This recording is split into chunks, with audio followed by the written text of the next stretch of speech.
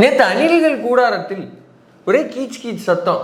என்னது என்ன அப்படின்னா காங்கிரஸும் விசிகாவும் திமுக கூட்டணியிலேருந்து விலகி போராடுறதுக்கு தேமுதிகவும் சேர்ந்துக்கிட்டு நேற்று தாவேக்காவோட கூட்டணி அமைய இருக்கிறதாகவும். ஏன் அப்படி வைக்கிறீங்க? தாவேக்காவோட கூட்டணிக்கு இவங்களாம் வராங்களாமா? ஆமாம்மா. ஓஹோ. கூட்டணி போக போகிறதாகவும் அந்த அறிவிப்பு வர போகிறதாகவும் அப்படியே ஆன்லைனில் வந்து ஓடிட்டு இருந்தது போஸ்ட்டு. இதை ஒட்டியா இல்லை எதேச்சியான்னு தெரியல. யாராவது பாடு நிலத்துல போய் யாராவது வேணுமே விடுவாங்களா? அப்படி யாரும் விட மாட்டாங்க. யாராவது ஒரு 5000 அடி பள்ளத்துல சூசைட் பண்ண நினைப்பாங்களா? அதெல்லாம் ஏன் பண்ண போறாங்க? யாராவது வந்து 10,000 டிகிரி உள்ள ஃபர்னஸ்ல போய் யாராவது உள்ள விழுவாங்களா? இதெல்லாம் நல்ல புத்தி இருக்கிறவன் ஏன்னா செய்ய போறான். அதே மாதிரிதான் இப்ப நீ சொன்னதும் அவங்களாம் எதுக்கு இங்க வர போறாங்க அப்படின்னு சொல்லிக்கிட்டாங்க. இப்ப இதை ஒட்டியா இல்ல எதேச்சியா திடீர்னு தோணுச்சான்னு தெரியல. நியூஸ் 7 தமிழ்ல ஒரு போஸ்ட். என்ன போஸ்ட்? என்னன்னா தாவேக்காவோட யார் யார் கூட்டணிக்கு வருவாங்கன்னு நீங்க நினைக்கிறீங்க அப்படின்னு மக்கள்கிட்ட அதுல பலரும் பல்வேறு கருத்துக்களை தெரிவித்திருக்கிறார்கள். அதுல சிலரை சூஸ் பண்ணி தான் அந்த அட்மின் டாக்ஸ்.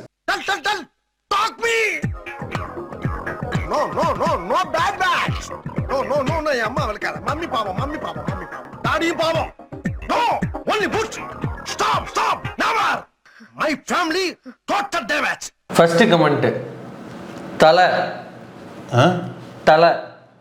தலை கை காலு முண்டான்ல எல்லாம் சேர்ந்துதான் கூட்டணியா தலைன்னா இல்ல அவர் வந்து அஜித் சொல்றாருன்னு நினைக்கிறேன்.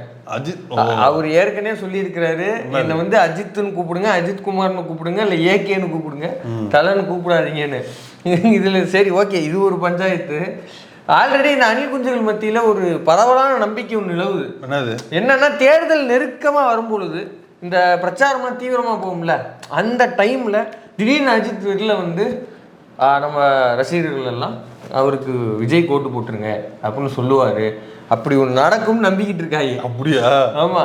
ஏன் இந்த மாநாடுக்கே வந்து ஃப்ளெக்ஸ் எல்லாம் வச்சிருந்தாங்க. அஜித் வந்து ரேஸ் அந்த ட்ரெஸ்ல இருக்கிறது மாதிரி பக்கத்துல விஜய் வந்து இப்படி நிக்கிற மாதிரி எல்லாம் வச்சிருந்தாங்க. நான் ஒண்ணு நம்புறேன். என்னன்னா விஜய் வந்து இப்ப வந்து கடைசியா தேர்தல் நேரத்துல அஜித்தோட ஆதரவை கேட்பாரு அப்படின்னு நான் நம்புறேன். நண்பா நீங்க தான் தேர்தல் நிக்கல நண்பா, எனக்காக ஓட்டு போட சொல்லுங்க நண்பா அப்படின்னு அஜித் கிட்ட கேட்பாருன்னு நினைக்கிறேன். ஏன்னா விஜய்க்கு சொந்த ஓட்டுன்னு எதுவும் இல்ல. இது எப்படின்னா இது மாதிரிதான் பாருங்க, அரசியல்வாதிகள் எல்லாம் சேர்ந்து அரசியல் கூட்டணி வச்சிருக்காங்க. அப்ப நான் வந்து சினிமாக்காரன், எனக்கு சினிமாக்காரங்க யாராவது சப்போர்ட் பண்ணும்ல, நீங்க கூட்டணிக்கு வாங்க. மட்டும் இல்ல, இது மட்டும் விஜய்க்கு இருக்கிற ஆதரவு எல்லாம் இது தனியா சம்பாரிச்சது அவர் பேசி கிரியேட் பண்ணி அரசியல் பேசி அப்படியே உருவாக்குனது இல்ல. எல்லா கட்சியில இருந்து பாதி ஓட்ட உருவுறாப்ல. அவர் பேச்சு அப்படிதான் இருக்கு. ஆமா, திமுகவை பிடிக்காதவங்க எல்லாம் அதிமுக சரியில்லைங்க, எம்ஜிஆர் புகழ்ந்து பேசுறது, அப்புறம் வந்து அஞ்சலிமாலை புகழ்ந்து பேசுறது, காமராஜரை புகழ்ந்து பேசுறது, என்ன அப்புறம் வந்து நேதாஜி புகழ்ந்து, இப்படியே எல்லாரையும் புகழ்ந்து பேசுறது முழுக்க நம்மளுக்கு ஓட்டா மாறும். இந்த ஓட்டு தான் அவருக்கு இருக்குது. அதே மாதிரி அஜித் ஓட்ட ஓப்பனா கேட்க முடியாது அவரால். இப்ப கேட்க முடியாது, கேட்டா ரொம்ப ஓப்பனா தெரிஞ்சிடும். இவர் அஜித் தம்பி தான் நீ வர்றியா அப்ப அப்படின்னு தெரிஞ்சிடும். அதனால தேர்தல் நெருங்கும் நேரத்தில் அஜித் கிட்ட ஆதரவு கேட்கலாம், அதுக்கு அஜித் கொடுக்க மாட்டாரு நான் நம்புறேன். இல்ல அவர் ஏற்கனவே வந்து முதல்ல வந்து நடிகர் சங்கத்தை கலைச்சாரா? நடிகர் சங்கம் இல்லப்பா, ரசிகர் மன்றம். நடிகர் சங்க ரசிகர் மன்றத்தை முதல்ல கலைச்சாரு. ரசிகர் மன்றம், அதுக்கப்புறம் வேற எந்த பேர்ல இயங்கக்கூடாதுன்னாரு. அப்புறம் லெட்டர் பேட் விட்டு என்னையவே கூப்பிடாரு அப்படின்னாரு. இப்ப நெருக்கமா அணில் குஞ்சுகள் சொல்றேன். இல்ல ராமதாஸ் ஐயா, ராமதாஸ் மாதிரி இறங்கிடுவாரு, என் பேரை யாரும் பயன்படுத்த கூடாது அப்படின்னு. அதாவது உனக்கு ஆதரவு கொடுக்கறது எதுக்கு அவரு நேராக வந்துட்டு போயிடலாம அதுக்கு இல்ல, அவர் உன்னை விட அதிகம் ஓட்டு வச்சிருப்பாருல்ல. சொல்றேன் பேச்சுக்கு சொல்றேன், உனக்கே இவ்வளவு ஓட்டு இருக்கு. உன்ன மாதிரியே ஒரு சக நடிகர் அவருக்கு எவ்வளவு இருக்கும். அடுத்து இன்னொருத்தர் கூல் சுரேஷ் கட்சி. புரியல? கூல் சுரேஷ் கட்சி அப்படின்னுங்களா கட்சி இருக்குது? இல்ல அவர் பேசும்போது அடிக்கடி சொல்றாருல்ல, சிஎஸ்கே கூல் சுரேஷ் கட்சி. ஒரு கட்சி ஆரம்பிச்சிட்டாப்லையா? ஆரம்பிக்கலாமே. அவரு விஜய் ஆரம்பிக்கும் போது அவர் ஆரம்பிக்கிறது என்ன இருக்கு? இல்ல அவரும் ஒரு கேரியர் உச்சத்துலதான் இருக்காரு. அவரும் ப்ரமோஷன் கேரியர் உச்சத்துல அவரும் இருக்காரு, பப்ளிசிட்டியோட உச்சத்துல இருக்காரு. அவரும் ஆரம்பிக்கலாமே. இல்ல சரியான கூட்டணின்னு. ஆமா இல்ல இவருக்கும் வந்து ஒரு நல்ல ஹைப் இருக்குது, அவருக்கிட்ட வந்து இருக்குது. ஆனா விஜயை விட வந்து அதிகமா மக்களை சந்திச்சவரா ஒவ்வொரு படம் ரிலீஸ் ஆகும்போது தியேட்டர் வாசல் நின்று மக்களை சந்திச்சு அவங்க கூட போட்டோ எடுத்து அவ்வளவு மக்களுக்கு விஜய் வந்து இந்த மாதிரி வருவாப்லையா? அவராவது கூப்பிட்டு சந்திக்கிறாரு, போய் சந்திக்கிறாரு. ஒரு 10 பேர் இருக்கும்போது விஜய் வீட்டை விட்டு தனியா வெளில வருவாரா? அண்ணா பிரஸ் சந்திக்கிறாருண்ணா. அது மட்டும் இல்ல, ஒரு 1000-2000 பேர் படம் பார்க்க வந்தாங்கன்னா அவங்க மத்தியில போய் நின்று பேசி கொடுத்து டான்ஸ் ஆடி அந்த படத்தை வந்து அந்த படத்துக்கு மாதிரியே வேஷம் போட்டு வந்து அந்த படத்தை ப்ரொமோஷன் பண்றது, பேசுறது, இதுக்கு பேர் தான் மக்களை சந்திக்கிறது, மக்களோட மக்களா இருக்கிறது. இந்த மாதிரி ஒரு தடவை விஜய் செய்வாரா? அப்ப விஜயை கம்பேர் பண்ணும்போது கூல் சுரேஷ் ஒரு படி மேல் தான். இல்ல நான் இதை ஏத்துக்க மாட்டேன். 2 பேருக்கு ஒரு ஒத்துமை இருக்கு. இவ்வளவு நேரம் பேசுறது ஏத்துக்க மாட்டேன். இல்ல ஒரே ஒரு ஒத்துமை இருக்குது. 2 பேருக்குமே மேடை நாகரிகம்னு என்னன்னு தெரியாது. 2 பேருக்குமே மேடை நாகரிகம் கிடையாது. மேடையில என்னத்தையாவது பேசி பொது செயல்படி வாங்கி, அதனால அந்த ஒரு ஒத்துமை வந்து நான் அப்படி சொல்லல. கூல் சுரேஷுக்கு மேடை நாகரிகமே கிடையாது, விஜய்க்கு நாகரிகமே கிடையாது. அவ்வளவுதான். ஏன்னா எந்த படையில ஏறல அவரு, ஏன்னா நாகரிகம் பேசுறாப்புல, அதனால வந்து கரெக்ட், நாகரிகமே கிடையாது. அடுத்து இன்னொருத்தர், யோ சிங்க வேட்டைக்கு போகுமா இல்ல பனையூர்லயே படுத்து கிடக்குமா அதை மட்டும் சொல்லு. கூட்டணி கிட்டலாம் அப்புறம் அதனால கூட்டணி வருது வரல அந்த இறங்கி வேலை வைப்பானா? நாளைக்கு 10 பேர் கூட்டணி வந்ததுக்கு அப்புறம் தூக்கி வைங்க, தூக்குறேன். அதேதான் இன்னைக்குமே அந்த பாலிசி தான். அதாவது ரஜினி வந்து ஓப்பனா சொல்லிட்டாப்ல, கடா கடா இது வேற வேற ஆட்டம், இது வந்து மிகப்பெரிய கட்சிகள் நீங்க படுக்க ஜெயிச்சு பக்கத்துல போய் பேசுங்க, கூகுள பேசுங்க, எல்லாத்தையும் பேசுங்க, பேசி நீங்க எல்லாரும் ஜெயிச்சாதான் நான் முதலமைச்சர் முடியும், அதனால நீங்க எல்லாரும் ஜெயிக்க, அப்ப வந்து நான் முதலமைச்சர் ஆயிடுறேன் அப்படின்னு சொல்லிட்டாப்ல. ஏன்னா அவர் ஒரு ஓப்பன் வயசு, அவர் ஒரு சங்கீதம் தெரிஞ்சு போச்சு, ஓப்பனா சொல்லிட்டாப்ல, கண்டுபிடிச்சிட்டா அவர் ஓப்பனா சொல்லிட்டாப்ல. ஆனா விஜய் இதை சொல்லாம செஞ்சுட்டு இருக்கிறாப்ல. அதாவது ரஜினி ஃபார்முலாவை சொல்லாம செய்யறாங்க அவரு. நீங்க எங்க பார்த்தாலும் விஜய் தான் நிக்கிறாங்க, நீ விஜய் ஜெயிக்க வச்சீங்கன்னா விஜய் முதலமைச்சர் ஆயிடுவான், அந்த ஆஸ்பெக்ட்ல போயிட்டு இருக்காப்ல. எத்தனை பேர் ஜெயிக்க வைக்கிறாங்கன்னு பாப்போம். அடுத்து இன்னொருத்தர் போட்டிருக்காரு, நாம் தமிழர் கட்சிக்கும் தமிழக வெற்றி கழகத்திற்கும் ஒரு நூலளவு வித்தியாசம் தான் உள்ளது. நாதாக்கா எவனோடும் கூட்டணி வைக்க மாட்டான், தாவேக்கா கூட எவனும் கூட்டணி வைக்க மாட்டான். சூப்பர்ல, கவிதை மாதிரி. நாதாக்காரன் எவன் கூடயும் கூட்டணி போக மாட்டான், ஏன்னா அவன் டிசைன் அப்படி. தாவேக்கா கூட எவனும் கூட்டணிக்கு வர மாட்டான். இல்ல அது ஒரு பொய் இருக்குது. அதாவது சீமான் வந்து கூட்டணிக்கு போக மாட்டாங்கிறது வந்து சும்மா புருட்டல இல்ல, அது டிசைன், டிசைன் தான். ஏன்னா எல்லாரும் கூட கூட்டணி வச்சிருக்காங்க, மறைமுக கூட்டணி அதெல்லாம் உண்டு. அதே மாதிரி வேற இவன் கூட எவனும் கூட்டணி வர மாட்டான், இது உண்மை. ஆமா, ஒரே இது ஒரு வித்தியாசம் இல்ல, எனக்கு ஒரு வித்தியாசம் இருக்குது. சொல்லுங்க. எனக்கு வந்து ஒண்ணு தோணுது, சொல்லுங்க. விஜய்க்கும் சீமானுக்கும் இன்னொரு வித்தியாசம் இருக்குது. விஜய் வந்து சரியான பைத்தியம், சரி, சீமானு சரியான பைத்தியம். கரெக்ட், 2 பைத்தியமும் சேர்ந்து உருப்படாம தான் போகுது. வைத்தால் பாஜகவை தவிர வேறு எந்த கட்சியும் இணைய வாய்ப்பில்லை. எப்படி வைத்தால் பாஜகவை தவிர வேற எந்த கட்சியும் இணைய வாய்ப்பில்லை. பாஜக தவிரவா? பாஜக எப்படி கூட்டணி நிற்கும்? ஆமா கரெக்ட், ஆல்ரெடி எக்ஸிஸ்டன்ஸா கூட்டணி இருக்கும்போது தனியா வைக்க முடியாது. ஆல்ரெடி தேர் இன் லிவிங்ஸ்டன் இல்ல கரெக்ட். ஆர்எஸ்எஸ் எப்படி ஆர்எஸ்எஸ் கூட கூட்டணி வைக்க முடியும்? எப்படி பாஜகவே எப்படி அதிமுக கூட கூட்டணி வைக்க முடியும்? அது எப்படி நடக்கும்? ஆல்ரெடி தேர் லிவிங்ஸ்டன் தானே. ஏங்க ஆர்எஸ்எஸ் வந்து வழிநடத்தும் போது அந்த கட்சியோட திரும்பி போய் பாஜக கூட்டணி தானே. என்ன கேட்க நல்லாவா இருக்கு? மசூதி அடிச்சு உடைக்கிறது ஒண்ணுதான், ஆம்புலன்ஸ் அடிச்சு உடைக்கிறது ஒண்ணுதாங்க. ஆர்எஸ்எஸ் மாதிரியே மாதிரி ஆயிருச்சுங்க.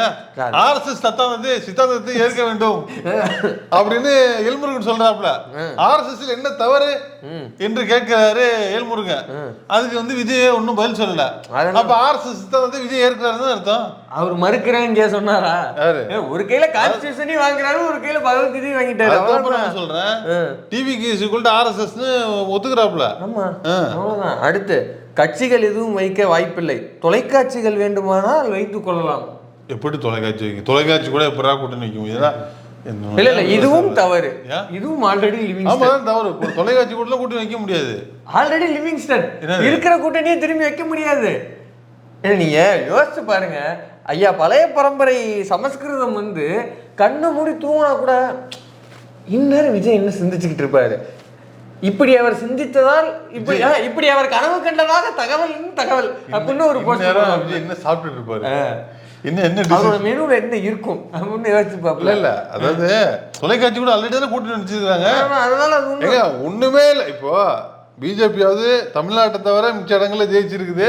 ஓகே, அவங்க ஒன்றியத்தில் ஆட்சியில் இருக்கிறாங்க, அவங்கள பத்தியே தமிழ்நாட்டில் பேசக்கூடாது. ஆனா டிபேட்ல குறை வச்சு பேச வைக்கிறீங்க, பேட்டி எடுக்கிறீங்க. ஒண்ணுமே இல்லாத விஜயை பத்தி எதுக்கு இவ்வளவு பேட்டிகள், இதுக்கு இவ்வளவு அனலிஸ்டுகள், இதுக்கு இவ்வளவு சர்வேக்கள், இதுக்கு யூடியூப்ல பேட்டி விவாதங்கள்? இதெல்லாம் விடுங்க. போஸ்ட் எதுக்கு முதல்ல? இந்த போஸ்ட் எதுக்கு? அப்ப ஆல்ரெடி தொலைக்காட்சிகள் கூட லிவிங்ஸ்டனே விஜய் தான். ஆல்ரெடி கூட்டில லிவிங்ஸ்டன் ஆல்ரெடி தேவையில்லாத ஃபுட்டேஜ் தான் தொலைக்காட்சிகள் தூக்கி நிப்பாட்டிட்டு இருக்குது. இதுல இன்னும் வேற அறிவிச்சிட்டு வாங்க, கிளுகிளுன்னு இருக்கும். அடுத்து, தனியாகத்தானே ஹீரோவாக நடித்தான், அதே போல அரசியலும் தனியாக பண்ணுவான், இவனை நம்பி லூசுகள் சேர்வார்கள். ரொம்ப ஹார்ஷா இருக்காப்புல. ஆமா, லூசுகள்னா அவர் ரொம்ப நம்புறாரு. அது ஒரு லாஜிக் சொல்றாரு, அந்த லாஜிக் நம்ம எடுத்துக்கணும். ஆமா, தனியாக தானே படம் பண்ணாப்புல, அதேதான் தனியா இங்க பண்ணுவாரு. அதெல்லாம் சூப்பரா பண்ணுவாரு. எங்க தனியா பண்ணாரு? ஆரம்பத்துல அவங்க அப்பா தான் இன்ட்ரடியூஸ் பண்ணாரு. 10 படம் அவங்க அப்பா சேர்த்து டைரக்ட் பண்ணாரு. அதுக்கப்புறம் அவங்க அப்பா கொண்டு அப்படியே பொத்தனாப்புல கொண்டு விஜயகாந்த் கொடுத்தாப்புல, அப்படியே விஜயகாந்த் கொண்டு போய் அப்படியே கொண்டு தமிழ் சினிமால கொடுத்தாப்புல, அப்படியே தமிழ் சினிமா கொண்டு போய் பெரிய பெரிய நடிகன் ஆகிடுச்சு. அப்படியே பெரிய நடிகர்கள் எல்லாம் அப்படியே மக்களை கொண்டு போய் விட்டுருவாப்புல. அப்படியே பெரிய நடிகர் பிறகு எல்லாம் பெரிய ப்ரொடியூசரை கொண்டு போய் அப்படியே விட்டாங்க. எல்லா பெரிய ப்ரொடியூசர் அப்படியே போய் ஐடிக்கு போயிருச்சு. ஆமா, ஐடிக்கு ஃபைல் பண்ணனும்னா அப்படியே கொண்டு போய் பாஜக விட்டாங்க. அதான் இல்ல, அப்படியே ஈடிக்கு போய் ஈடியோட ஆபீஸை விட்டு வீட்டுக்கு விட்டாப்ல. வீட்டுக்கு வந்து திருப்பி எங்க போறாரு? நாகூருக்கு போக போறாரு. வீட்டுக்கு வந்து ஈடி ஆபீஸரை கூட்டு வந்து ஆபீஸ் கூட்டு விட்டாப்ல, டிவி ஆபீஸ்க்கு. அவ்வளவுதான். அது என்னமோ உண்மைதான். ஆனா படம் வந்து ஒரு தனியான ஒரு ஹீரோ தானே, ஒற்றை ஹீரோ தான் ஒரு படத்துல. எனக்கு தெரிஞ்சு இந்த டபுள் ஹீரோ சப்ஜெக்ட்ல ரொம்ப வருஷம் ஆச்சுல. பண்ணிருக்காரு, இல்லைன்னு சொல்லல. மல்டி ஸ்டாரர் கடைசியா பண்ண கோல்ட் என்னப்பா? கோல்ட்ல பிரபுதேவா, பிரசாந்த் 4 பேர் நடிச்சிருக்காங்களப்பா. கூட்டணி வேணுங்கிறது ஒரு சூசகமா. வாரிசு படத்துல 3 ஆர்டிஸ்ட் இருந்தாங்க தம்பி. அதெல்லாம் முடிஞ்சு போய் பேன் இண்டியா ட்ரெண்ட் பாது. லயோலா பெல் மாதிரி பேசிட்டு இருக்கீங்க. இதெல்லாம் படத்துல இருக்க அரசியலுக்கு. அப்ப அரசியலுக்கு அதே போல பிரசாந்தி தெரிஞ்சு விஜய் வந்து இவங்களோட கூட்டணி வைக்கிறது பெஸ்ட்.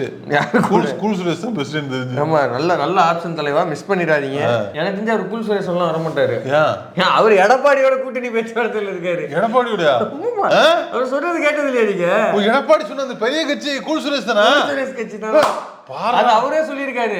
எடப்பாடி சொன்ன பெரிய கட்சிங்கிறது வேற எந்த கட்சி இல்ல, கூல் சுரேஷ் கட்சி தான். கூட்டணி நாங்க விரைவில் அமைப்போம் இருக்காங்க. அம்மாடா, அப்படியா? விஜய் கூட போறதுக்கு அவர் கூட போலாம். அவருதான் சொல்றாரு, கூல் சுரேஷ் கூட உங்களோட கூட்டணி வர மாட்டாரு. அதான் மேட்ரு. எடப்பாடி பழனிசாமி ஐயா அவர்கள் சொல்லியிருந்தாங்க, ஒரு மிகப்பெரிய கட்சி எங்க கூட கூட்டணி வைக்க போகுது அப்படின்னு சொல்லி எடப்பாடி பழனிசாமி ஐயா அவர்கள் சொல்லிட்டாங்க. அது வேற யாரும் இல்ல, என்னுடைய சிஎஸ்கே கட்சி. அடுத்து இன்னொரு கொஞ்சம் உக்கரமா கேட்டிருக்காங்க. உருட்டே தினுசா இருக்கேடா, இவன் தான் மற்ற கட்சிக்கிட்ட போய் கூட்டணிக்கு தொங்கணும். ஆல்ரெடி எம்எல்ஏ வச்சிருக்கவங்க எதுக்கடா இவங்கிட்ட போகணும்? இதுலயும் ஒரு லாஜிக் இருப்பதாக எனக்கு தெரிகிறது. என்ன லாஜிக்? ஆமா, ஆல்ரெடி இப்ப அந்த போஸ்ட்ல மென்ஷன் பண்ணியிருக்கிற கட்சி பூரா எம்எல்ஏ ஜெயிச்சு வச்சிருக்காங்க. ஆல்ரெடி ஒரு வெற்றி கூட்டணி இருக்கும் பொழுது, ஆல்ரெடி இந்த கூட்டணியில வந்து எல்லா மதிப்பு மரியாதையும் கிடைக்கும் போது உங்ககிட்ட நான் வந்து உங்ககிட்ட வந்து நான் நிக்கணுமா? எனக்கு அவமானமா இருக்கு. அதான்டா ஆனவன். கெரியர் உச்சத்துல நான் இருக்கிறேன், என்னைய தவிர்த்து நீங்களா கட்சி ஆரம்பிச்சிட்டீங்க. நீங்களா யாரு? உங்களை தமிழ்நாட்டுல எத்தனை பேருக்கு தெரியும்? நான் யாரு?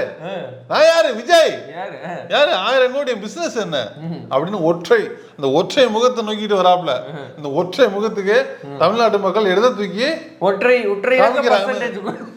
எத்தனை சைஸ் எதை தூக்கி காமிக்கிறாங்கன்னு தேர்தலில் தெரிஞ்சுடும். இல்ல அப்படி பார்த்தாலும் இதான லாஜிக்கா இருக்கணும்.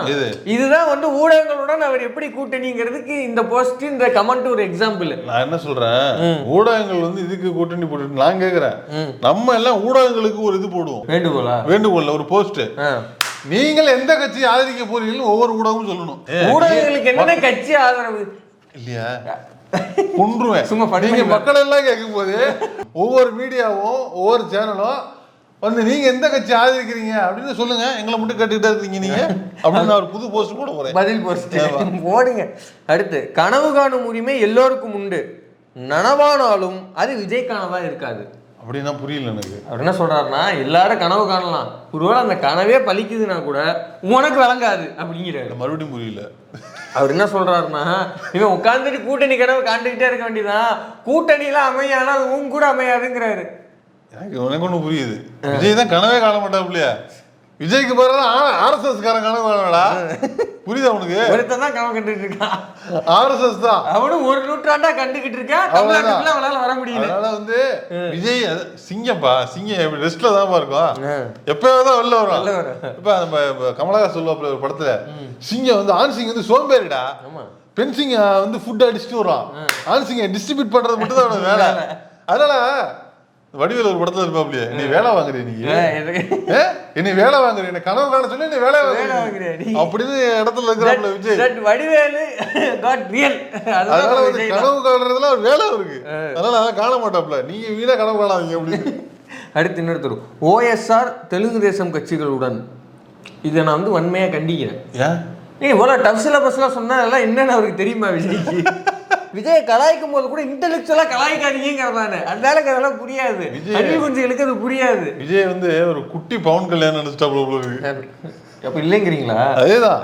அந்த ஊர்ல வந்து எப்படி ஒரு பவன் கல்யாணம், இந்த ஊர்ல வந்து ஊருக்கு ஒரு பவன் கல்யாணம் ரெடி பண்றாங்க. நல்லா இருக்கு, குட்டி பவன் கல்யாணம்.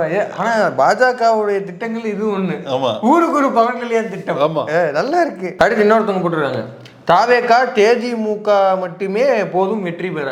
தாமாகா இல்ல, தாவேகா தேதிமுகமா. ஓ, தேசிய திராவிட முன்னேற்ற கழகம். தேசிய திராவிட முன்னேற்ற கழகம் எங்க கட்சி? அதனால தேமுதிக, தேதிகவா, தேமுதிக, தேதிமுக. தேதிமுக கட்சியே கிடையாது. கட்சியே இல்லையா? இதுதான் அணில்களினுடைய அரசியல் அறிவு. ஒருவேளை இதுதான் அப்படி சொல்ற, அப்படியோ நீ இல்லாத கட்சி கூட தான் கூட்டணி வைக்கல. அப்படியா? இல்ல, அப்படி கூட வாய்ப்பு இருக்கு. நீ தேதிமுக உண்டு பண்ணி அதோட வேணா கூட்டணிக்கு போய். சிம்பிள் தம்பி, சொல்லுங்க. நான் வந்து இது வந்து என்னோட சிற்றறிவுக்கு எல்லாத்தையும் அலசி அரைஞ்சு சொல்றேன். அறிவு இருக்கிற எவனும் விஜய் கூட சேர மாட்டான், அறிவு இருக்கிற யாரும் விஜய் கூட சேர மாட்டார்கள் என்று நான் நம்புகிறேன். ஏன்னா விஜய் எல்லாம் வந்து வியாபாரம் ஆகாது, அவனது வியாபாரம் ஆகாது. ஏன்னா ஓடுற ஓட்டுல ஏதாவது சில ஓட்டை வந்து திமுக எதிர்ப்பு ஓட்டு இருக்குல்ல, அதெல்லாம் பொறுக்கி வச்சுக்கிட்டு சுமங்கான்றதுக்கு வந்து நல்லா இருக்கும். இதெல்லாம் கடந்த பல 10 ஆண்டுகளா தமிழ்நாடு பார்த்துருச்சுன்னு சொன்னா நம்ப மாட்டீங்க. இந்த இது சொல்லுவாங்கல்ல, வாழ்க்கையில அனுபவம் ஓட்டவங்க சொல்லுவாங்க, கல்யாணம் பண்ணாதரா, லவ் பண்ணாதரா, அதை பண்ணாதரா, இதை பண்ணாதரான்னு சொல்லுவாங்க. ஆனா அந்த சிங்கிளா இருக்கவங்க சொல்லுவாங்கல்ல, நீ நல்லா வாழ்ந்துட்டு நல்லா ஜாலியா இருந்துட்டு வந்து எங்களை மட்டும் சொல்றியா அப்படின்னு ஒரு இது போயிட்டே இருக்கும். அப்புறமா அவன் கல்யாணம் பண்ண பிறகு ஆமாங்க இவன் அடுத்தவட்ட சொல்லிட்டு இருப்பான். அந்த மாதிரிதான் பல 10 வருஷமா இந்த மாதிரி கட்சி ஆரம்பிச்சவங்களாம் என்ன ஆனாங்க, திமுக எதிர்க்காதீங்க, திமுக எதிர்க்காதீங்க அப்படின்னு சொல்லல, சரியா எதிர்ங்க அப்படின்னு, சரியா திமுக எதிர்ங்கன்னு நம்ம சொல்றான். இல்லைங்க, திமுக எதிர்க்கிறதாங்க, திமுக எதிர்ங்க, சரியா எதிர்ங்க, சரியா உனக்கு முன்னாடி 10 பேர் இருக்கிறாங்க, அவங்களாம் சரியா எதிர்க்க, நான் எதிர்க்கிறேன் பாருங்க அப்படின்னு வந்து பல 10 பேர் வந்தாச்சு. அதுக்கு பழையூர்ல இருந்து முதல்ல எந்திரிச்சு நீ, அதனால பல 10 பேர்ல இது 11வது ஆளு. அவ்வளவுதான், இதை ஒன்னும் சொல்றதுக்கு இல்ல.